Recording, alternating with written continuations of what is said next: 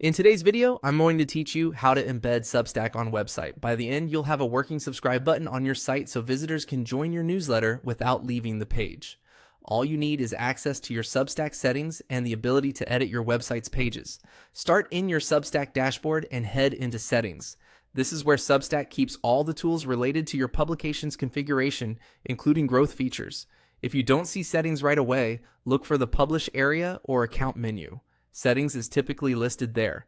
Inside Settings, open the Growth section. This tab focuses on features that help you grow your audience, and it's where Substack provides the official embed code for a subscribe button. Give the page a second to load. Some options can take a moment to appear. Within Growth, find the embeddable subscribe button.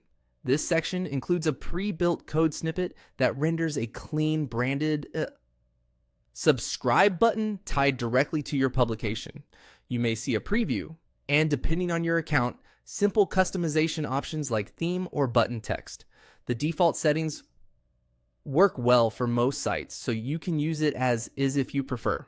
When you're ready, click Copy to grab the embed code. This copies the entire snippet to your clipboard. Be sure you capture everything exactly as provided. Don't edit the script or omit any lines, so the button can load correctly on your site. Next, go to your website editor or content management system. Navigate to the page and spot where you want the subscribe button to appear, such as a homepage section, a blog sidebar, or your footer. Placement matters. Putting it near relevant content or a clear call to action usually converts better. Now paste the code into your site.